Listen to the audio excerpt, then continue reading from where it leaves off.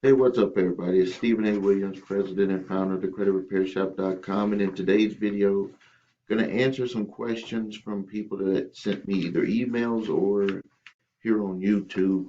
Um, we got, and one of them talks about, well, all of them are basically from people getting sued or threatened to be sued by debt collectors or original creditors.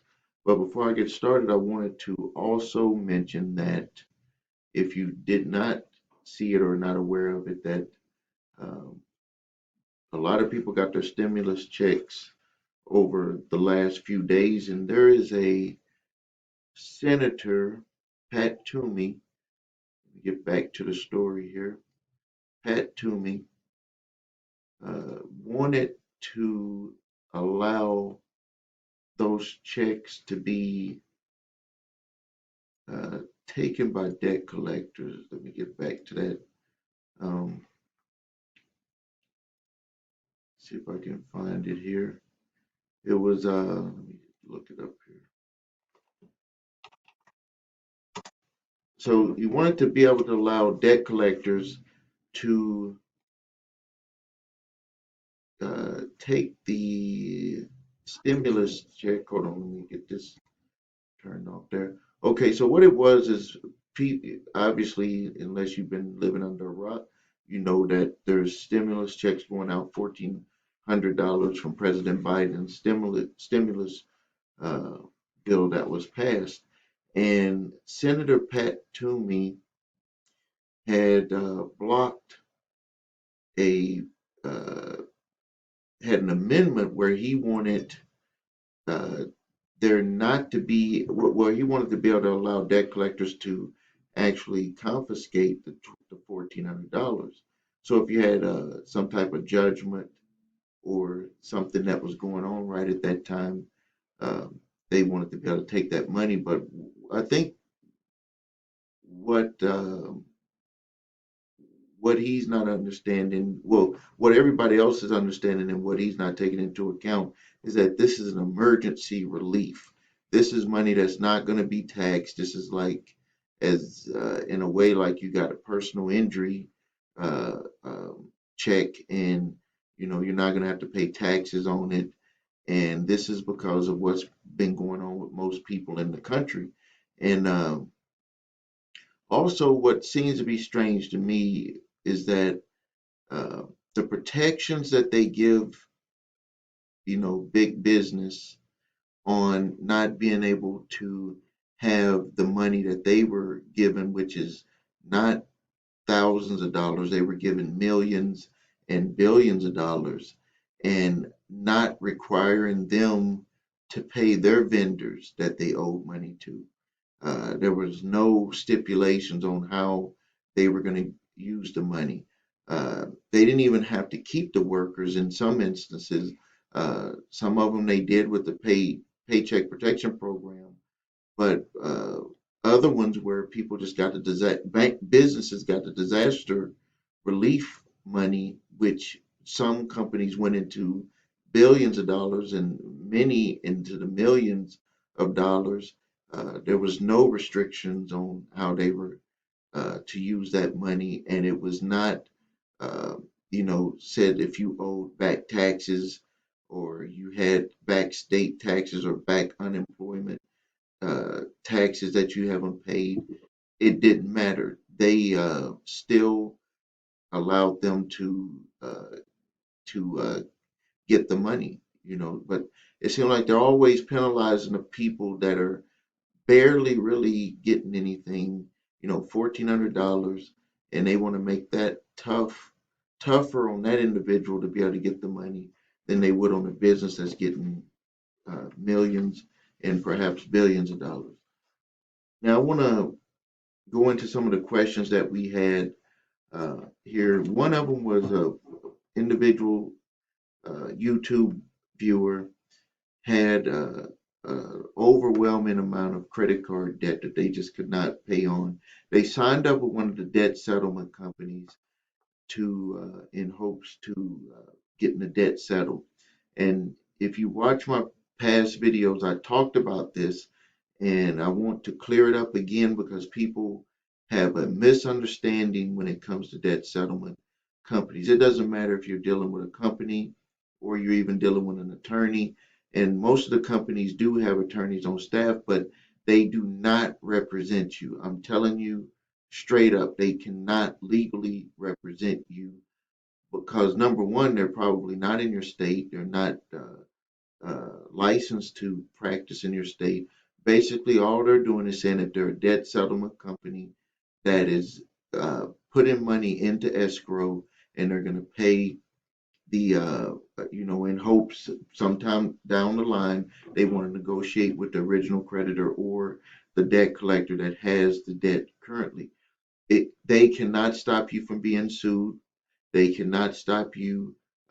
They cannot stop them from suing you.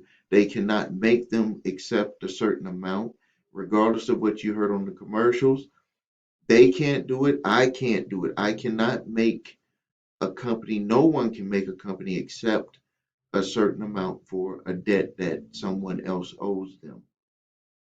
So basically, the program for every debt settlement company, I'm going to make it very simple and easy for you to understand. What they do is they get all of your debts and they're going to base your monthly payment that you make. It's always going to be lower than what it would be if you paid your uh, regular payments. That's part of the gimmick for getting people to sign up. You stop paying the credit card companies and pay us half of what you used to pay them. So what they're going to do, and what the law changed some years back, they used to just put the money into an account and start, you know, uh, putting some away for the settlement, but they started spending the money. Now the law's changed, and they have to just put the money into an escrow account, and they can only get paid once they start making settlements. And so, if let's just say, for example, you owe $20,000 in credit card debt to two creditors, 10,000 each. Well, what they're going to do is they're going to make you pay payments into an escrow account, and then at some point they're going to reach out when they believe that it's a respectable amount from what they've done in the past, uh, to reach out to that creditor and say, hey, we got this amount of money, would you want to settle? Now let's just say, for example, they saved up from your payments $5,000. They're not going to offer them $5,000. They want to make money for doing this for you. And they usually want to make a minimum of 20%, 15 to 20% for doing it for you. Legally, if you are there, uh, if if they are an attorney that is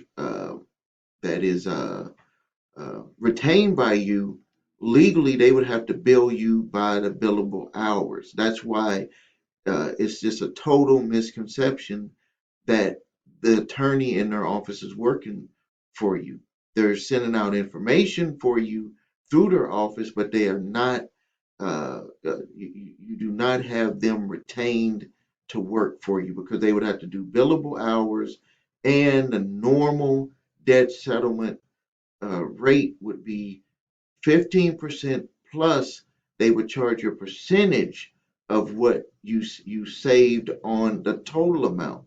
So what they would normally do is, say it was $10,000, they would want 1,500 off the top, and then they're going to charge you another 15% on what they saved, or they might just say they'll just do 15% on the $10,000. So if you settled with them, if you only had $5,000, they're going to want it minimum off the bat 1,500 for the transaction. So that meant that you only had the 3,500 to give to them. And what if the creditor won't accept $3,500? Maybe they will, maybe they won't. And but this is where it starts to stretch out, and this is where the frustration starts with a lot of people, is because they think that because it's an attorney or because it's a debt settlement company or anyone, even myself, they think that we can make them accept an offer, and no one can make them accept the offer. So you need to get that understanding, because sometimes it's going to be a long haul. If you even read testimonials that we have or testimonials from other companies, The ones that almost 100% of the ones that are negative testimonials are people who did not have the patience where they think that someone could just go storm right into some company and make them do what you wanted them to do. And it doesn't work that way. And the same thing with the attorneys that are doing this, the debt settlement companies, all of the people that are happy are the people that had patience. If you look at them, sometimes it could take years to do debt settlement on accounts that are proven that you have to pay because you don't have stacks of cash to be able to settle it. Most people don't. And most people don't have the ability to set aside money, the discipline to set aside money on their own. That's why they have you put it into an escrow account because they know that if they told you to just put $500 away and then when they made a settlement, they're going to call you and you give them the money, it's going to be, most people, I would say 99% of the people are going to have spent the money. They didn't save it. That's the reason why they're already in that trouble. So that's the difference. And then I've seen a lot of companies also popping up and they're saying that they will do debt validations and try to get certain creditors uh, to either to force them into a 1099 or to see if there's some type of violation that they had, and that would get them to not be able to come after them for the debt. And sometimes that works. It mainly works when you're dealing with third party debt collection companies who purchase the debt. This is very hard to do with an original creditor unless the original creditor broke some type of law or they're being sued, like Santander was being sued, where they had problems with the way that they were even approving people for credit. So uh, watch out for those. You should always do debt validations, regardless, just to make sure that the amounts are correct. But when you're dealing with the original creditor, it is not considered the same type of debt validation that you would be doing if it was a third party debt collection company buyer. Now, another question that I had was individual was in mediation uh, for a debt that they have. They wanted to try to work out something. They offered a monthly payment. The creditor did not accept that. Next thing that they did is they offered to settle it for one payment. They said that they would not be able to do that. Now, one thing with this uh, credit, the creditor, uh, well, one of the things that I saw here on this note was that the creditor, it was in a mediation, and one of the things that is different with a mediation than a regular court summons uh, hearing is that there's only thing that's going to be able to be negotiated in there is uh, some type of payment plan or a lump sum settlement. uh, Once you go into mediation, you're not going to be able to get it dismissed because actually what you're doing is you're saying that this debt is yours, just that you have a disagreement on either a portion or the way that you're going to be paying the debt back to them. Uh, and also, the individual had stated that basically they don't want to be garnished and they don't want to have an issue with this stuff appearing on the credit reports. Well, I want to tell you that it's past that point.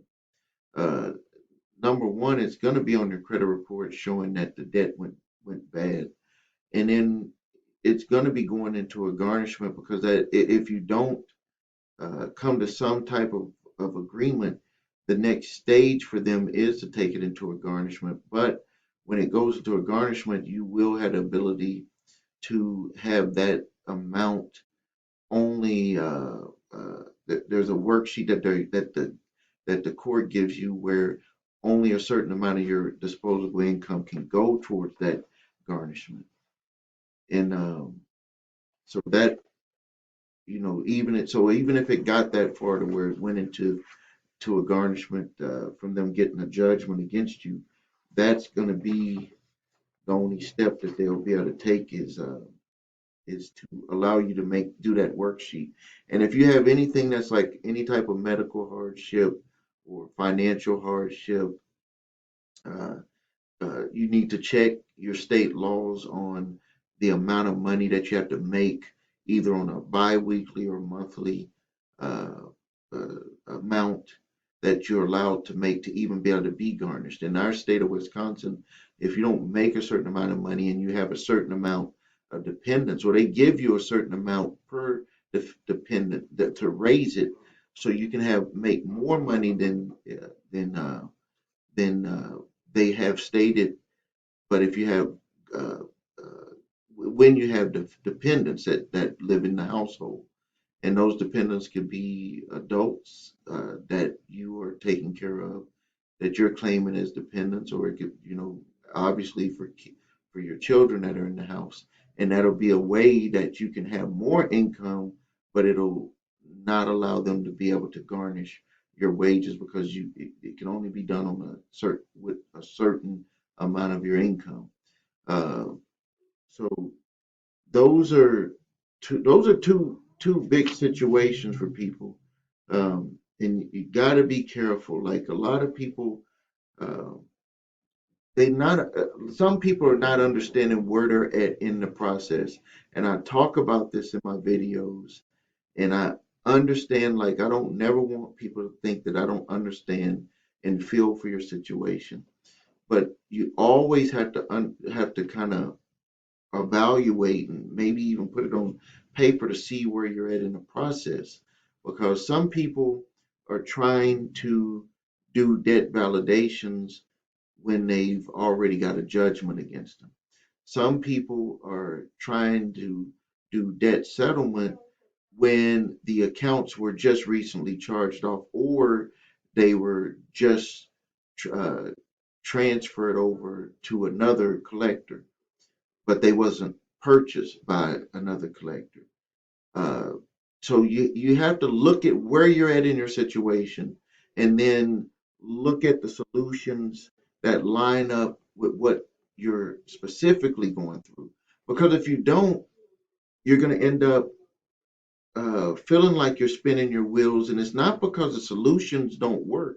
It's because where you're at in with your particular issue is not matching up with the solution that you're trying to use to attack it.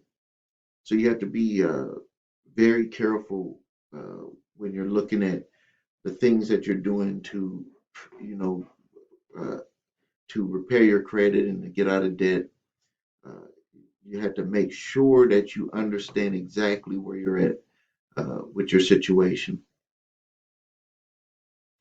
So if you need help with your credit, please visit us at thecreditrepairshop.com. I got the links posted right up here. If you need your reports and scores, please go to the website the number 3scores.com, the number 3scores.com.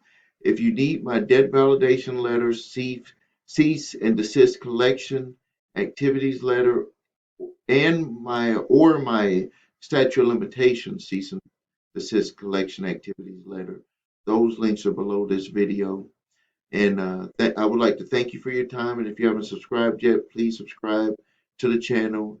Please like the videos, and please hit the notification bell so you can be notified of new videos that I make. Thank you and have a good day.